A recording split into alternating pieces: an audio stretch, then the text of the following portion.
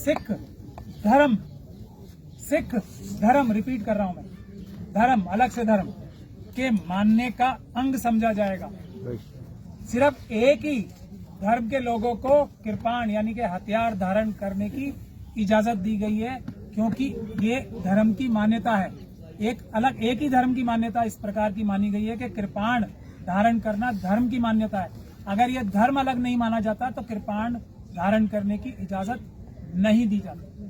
तो ये संविधान अलग से सिख को धर्म मानता है। तो बिल्कुल कोई गलतफहमी में ना जाए। वकील हम लोग हैं, वकीलों से व्याख्या पूछे कानून की।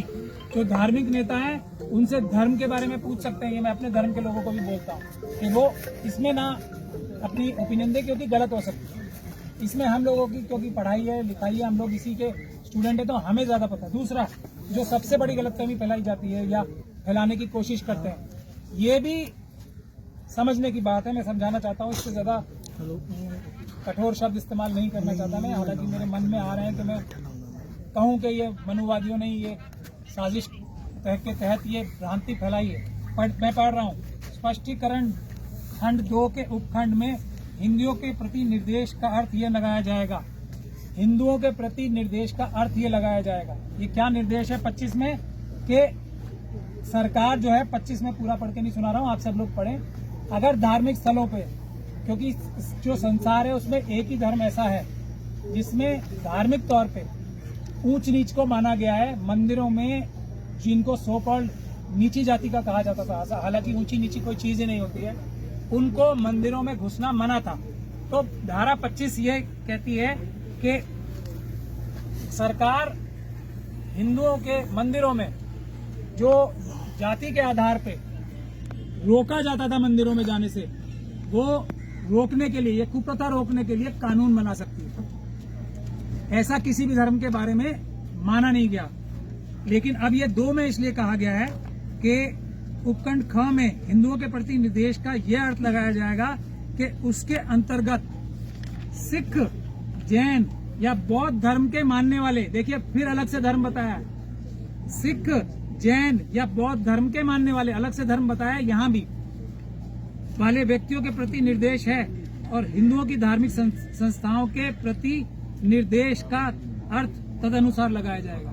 ये सिर्फ इसलिए है कि यदि कोई गुरुद्वारे में, यदि कोई जैन मंदिर में, यदि कोई बुद्ध विहार में भी जाति को ऊंची नीची बता के अगर रोकेगा, तो जिस प्रकार से हिंदुओं के खिलाफ कानून बनाया जा सकता है मंदिर में घुसने के, रोके जाने के खिलाफ, उसी प्रकार से गुरुद्वारे या किसी सिख कम्युनिटी के व्यक्ति के खिलाफ भी ऐसा कानून बनाया जा सकता है। लेकिन वो धर्म अलग ही है, लेकिन कानून वैसा बनाया जा सकता है जैसा हिंदुओं की उस कुप्रथा को दूर करने के लिए बनाया जाता है। इस धारा का मुझे नहीं लगता किसी भी गुरुद्वारे पे अमल हो सकता है। अगर होगा तो वो मेरे ख्याल से, जितना सिखिज्म को मैंने पढ़ा है, किसी भी गुरुद्वारे में किसी भी घुसने की रोक टोक है ही नहीं, तो इसके खिलाफ कानून कभी बन ही नहीं सकता। तो ये सिर्फ एक कहा गया कि अगर कोई सिख कम्युनिटी का व्यक्ति भी ये कुप्रथा अपनाएगा जो हिंदुइज्म में है, तब ऐसा कानून सिखों के लिए भी बन सकता है, जैनियों के लिए भी बन सकता है और बौद्ध समाज के लिए भी बन सकता है। तो इसमें कहीं भी ये बात नहीं कही जाती कि हिंदुइज्म के अंडर या नीचे या उसके मिलती जुलती कोई भी चीज है सिख धर्म। ये बात बिल्कुल साफ है, संविधान की प्रोविजन ये है, ये बिल्कुल साफ है। अब मैं एग्जांपल देता हूँ। माइनॉरिटी धर्म के आधार पे माइनॉरिटी कमीशन बनती है, धर्म के आधार पे माइनॉरिटी कमीशन बनती है। उसमें सिख भी एक मेंबर रहता है। नेशनल माइनॉरिटी कमीशन में भी सिखों के लिए उसमें प्रोविजन है माइनॉरिटी कमीशन में, जो कि धर्म के आधार पे बना हुआ है। तो अलग धर्म है, इसलिए गुरुद्वारा सिख प्रबंधक कमेटी का ये पूरा कानून बना हुआ है ना, जिसमें सिख ही वोट दे सकते हैं। अलग से धर्म है, इसलिए जो एक कमी है वो ये है कि जो अलग से पर्सनल लॉ होना चाहिए, आनंद मैरिज एक्ट या उस तरह के जो सिखों का अलग एक प्रोसीजर होना चाहिए, उसके लिए संघर्ष अभी कम हुआ है। अगर संघर्ष होगा, पीसफुल प्रोटेस्ट होगा, तो वो भी अलग से पूरी की पूरी पर्सनल लॉ बन जाएगा सिख धर्म का। तीसरी और आखिरी बात, शुरू में जो रिजर्वेशन थी शेड्यूल कास्ट कम्युनिटी में, रिजर्वेशन लेने का प्रावधान सिर्फ हिंदू कम्युनिटी के लिए था। ये बात सही है ना? आंदोलन हुआ, सबसे पहले सिख कम्युनिटी का अलग से उसमें सफाई दी गई कि हाँ सिख भी ले सकते हैं।